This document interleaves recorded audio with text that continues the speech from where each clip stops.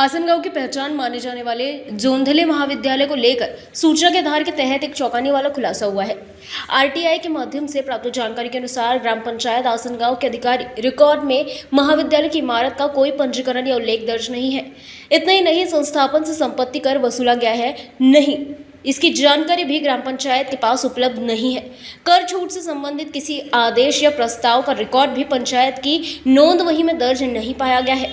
वर्षों से शिक्षा क्षेत्र में कार्यरत और अनेक प्रतिष्ठित व्यक्तित्वों को तैयार करने वाले इस महाविद्यालय की इमारत का ग्राम पंचायत स्तर पर रिकॉर्ड न होना आश्चर्य का विषय माना जा रहा है।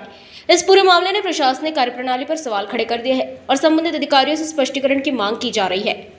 आता आपण जी आहे ना ते प्रत्यक्ष तिथे पाहणी करून जेवढे वर्ग खोल्या आहेत आणि बाकीच्या ठिकाणी जे काही व्यावसायिक गाले असतील किंवा आणखी काय असेल ती पाहणी करून त्याला 2008 पासूनची करारणी करावी लागेल। कारण जर ते जेव्हाचं बांधकाम आहे त्या दिवसापासून आजपर्यंतची करारणी करावी लागेल आणि रितसर तसे त्यांना आपल्याला पत्रव्यवहार आणि नोटीस द्यावी लागेल। खरं परवानगी आहेत त्यांच्याकडे, कलेक्टरचे बांधकाम परमिशन घेऊन त्यांनी बांधकाम केलेलं आहे। त्या अनुषंगाने आपण जोंधळे कॉलेज यांना प्रथम त्यांनी ज्या इमारतीचे बांधकाम केलेले आहे ते बांधकामाचे पेपर आपण मागणी केलेली आहे त्यांच्याकडे, तशी त्यांना 2 नोटीस आपण इश्यू केलेल्या आहेत।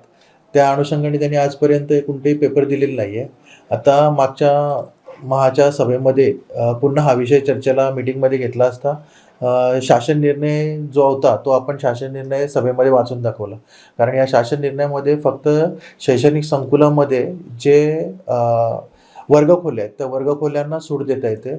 बाकी त्यांचं ऑफिसेस असतील, हॉल असेल किंवा उत्पन्नाचं साधन असेल, व्यावसायिक गाळ्या असतील, या ठिकाणी आपल्याला कर आकारणी करता येते असं मी सभेमध्ये शासन निर्णयाप्रमाणे सभेला सांगितलं होतं। त्या अनुषंगाने आम्ही त्या ठिकाणी कर आकारणीसाठी जी कमिटी असते ते पत्रव्यवहार करून त्याची कर आकारणी करण्याची कारवाई करणार आहोत।